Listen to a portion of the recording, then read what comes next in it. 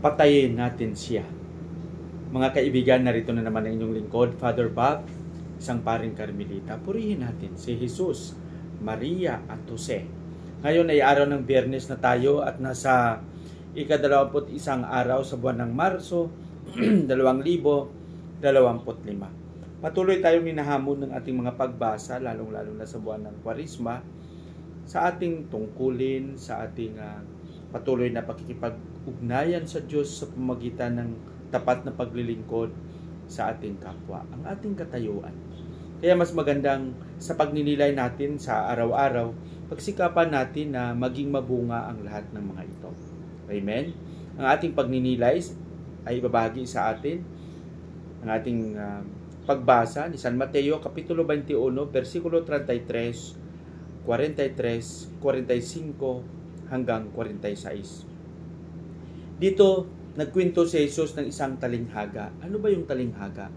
Ito ay isang kwento na makapagbigay at makapagdulot ng magagandang mga aral na nakaugnay sa totoong karanasan ng mga tao.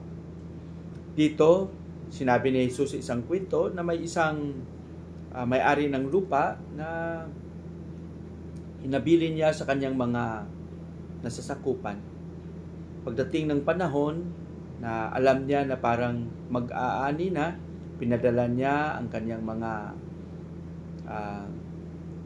utusan, yung mga pinagkatiwalaan, upang kunin ang naaayon sa kanya bilang may-ari ng lupa.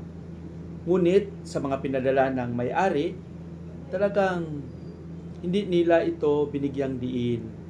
Pagkos pinatay nila, pinaalis nila, dahil hindi nila kinikilala.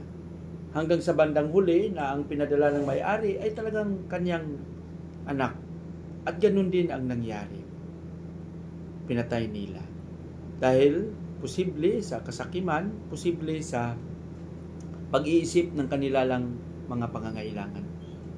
At ito ay nagsasalarawan ng pag-aalay ng ama ng kanyang anak na sana magbigay ng kapayapaan at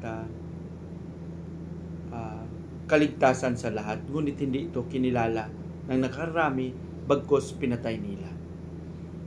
Sa panahon ngayon, kung maiugnay natin ang pagbasang ito, napansin natin na minsan ang mga mali ay ginagawa nating tama at ang tama ay ginagawa nating mali. Mas nakita natin minsan na mas masaya ang lahat pag may makita na ang ginagawa ng isang tao ay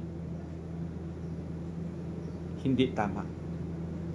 At yung gumagawa ng mabuti at nakikita nating may katapatan sa paglilingkod, ay yun pa ang hindi kinikilala at yun pa ang hindi binibigyang pansin at pinili at niluluklok sa komunidad upang maging leader.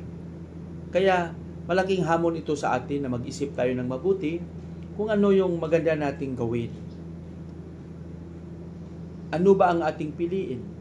Ang kasamaan ba o ang kabutihan? Alam ko lahat tayo ay may kapasidad na pumili. Humingi lang tayo ng tulong sa Panginoon na bigyan tayo ng karunungan upang magkaroon ng panindigan. Amen? Pagpalain nawa tayo ng Panginoon sa ating panalangin sa ngalan ng Ama, ng Anak at ng Espiritu Santo. Butihing Ama, Ikaw ang aming sandigan. Maraming salamat sa iyong anak na si Jesus na aming tagapagligtas.